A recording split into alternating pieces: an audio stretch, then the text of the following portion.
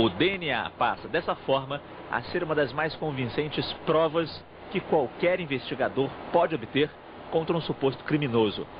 Veja o que aconteceu em Brasília.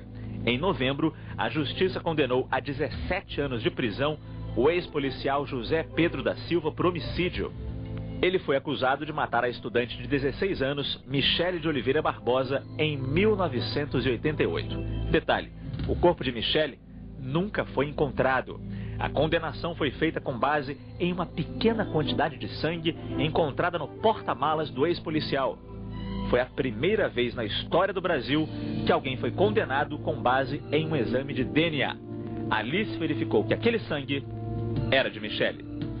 Os cientistas da UERJ não gostam de comentar outros casos. No entanto, alertam que só o DNA não deve ser encarado como uma prova definitiva. Como o suspeito se diz não conhecer a menina, a pessoa que morreu, que desapareceu, o fato deles terem encontrado uma mancha de sangue que prova pelo exame de DNA, né, estatisticamente, ser daquela pessoa, isso é um peso muito grande contrário a esse indivíduo. Já teria mentido. Né? Isso prova que ele mentiu, porque o que uma mancha de sangue daquela pessoa está fazendo no carro desse indivíduo, que diz nunca ter visto, nunca ter conhecido essa pessoa. Então, é uma prova que contrapõe o testemunho desse indivíduo.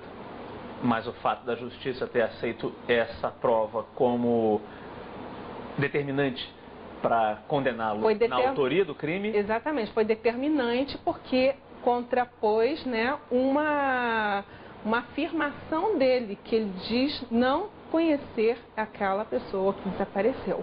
Então, na verdade, é um elemento complementar. O juiz vai interpretar se aquilo cabe ou não para se condenar. Cabe ou não para se condenar. E o cientista que faz esse tipo de investigação, utilizando o DNA para investigar um crime, ele tem que ser um investigador também? Ele tem que ser um detetive? Não necessariamente, e até pelo contrário, ele não deve ser. Ele deve estar desligado da cena de crime, desligado da cena de delito. O indivíduo que está na cena de crime coletando as amostras para a análise de DNA, ele deve ter exata noção, tá, do que precisa ser coletado para a análise por DNA. Tipo, um pedaço de cigarro, tá, alguns fios de cabelo, um óculos, porque aqui, tá, vai deixar células de quem usou aquele óculos, um copo, alguém bebeu naquele copo, uma fruta, alguém mordeu aquela fruta. Tá? Então, o indivíduo de cena de crime, ele precisa estar entendendo tudo que deve ser coletado e como deve ser preservado.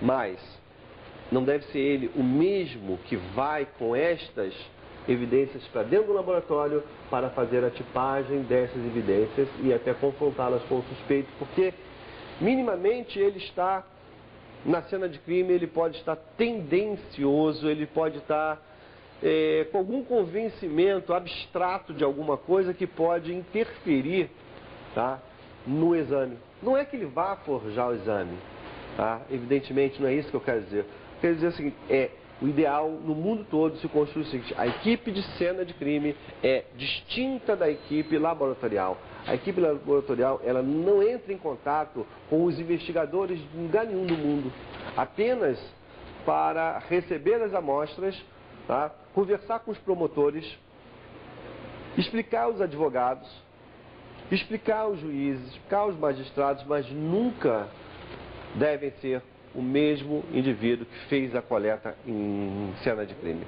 Aqui, quando nós começamos a atuar na parte criminal, que foi em 1999, era muito engraçado. Eu costumava dizer que eu mesmo, a doutora Deise e a doutora Andréa, que são doutores na área, com doutorado mesmo, desenvolvido na área criminal de DNA, nós, fazendo uma figura com um jogo de futebol, num determinado momento, nós batíamos o córner, corria na área, cabeceava e salvávamos o gol.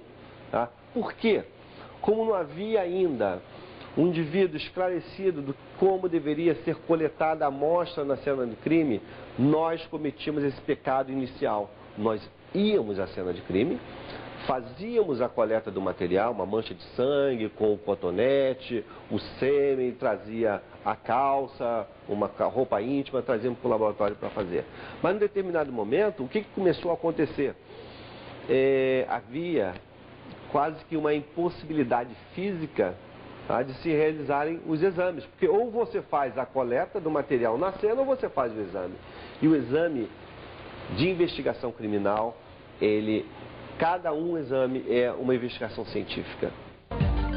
O olho clínico do perito é fundamental para se enxergar provas onde qualquer um nem imaginaria. E os cuidados a serem tomados têm que ser redobrados na cena de crime. Qual o trabalho que um perito deve fazer para saber se há necessidade ou não de se utilizar o DNA naquela determinada investigação? Ele deve isolar, essa área deve ser isolada, né, primeiramente. Ele deve fazer um esboço daquele local de crime e procurar vestígios, né, estranhos ao local. Vestígios, fios de cabelo, manchas de sangue, de sêmen, qualquer evidência que ele possa encontrar ali e que aparentemente não esteja ligada ao local propriamente dito. Então, essas são peças que ele pode recolher para a investigação. Até numa maçaneta, se você investigar, você pode ter células epiteliais, né, da mão. Então, você pode fazer um suave, uma maçaneta, por exemplo, de uma janela. Quando a gente fala de investigação criminal se utilizando o DNA, a gente não fala apenas de DNA daquela vítima. Nós podemos estar aqui falando de DNA de uma planta, DNA de um animal, por exemplo, certo? Certo. Um dos cuidados que o investigador forense, de DNA forense, tem que ter eu tenho certeza que eu estou trabalhando com DNA humano para não confundir a investigação. Tá? Então ele tem que estar sempre atento, e a tecnologia que se coloca à disposição dele, se o objetivo é verificar se o material genético é de um suspeito humano, portanto você trabalha com marcadores de DNA para humanos. Mas às vezes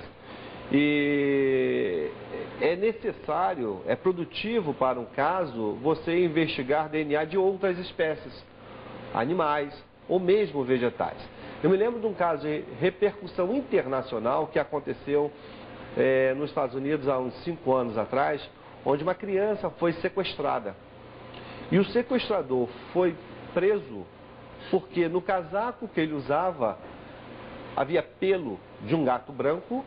Esse pelo foi recolhido e, feito o DNA do pelo, comparou-se com o DNA do bichano, do gato que a criança tinha na casa dela, e verificou que era o mesmo DNA. Ou seja, se chegou ao criminoso através do gato, do animal de estimação que essa criança tinha. Há casos também em que um provável homicídio verificado ter sido cometido, não era um homicídio, era um ataque de uma fera. Você verifica em alguns casos, mesmo na Europa e nos Estados Unidos, que uma pessoa que aparece devorada por uma fera, você é capaz de verificar se existe outros DNAs humanos na cena, e portanto para recolher e incriminar um suspeito ou comparar com um suspeito, ou se você só tem vestígio de um animal, tá? Então isso é usado.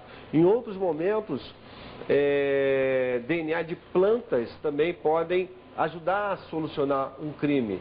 Há um caso importante nos Estados Unidos, onde uma espécie de planta não natural das cercanias de Washington foi encontrada junto à vítima.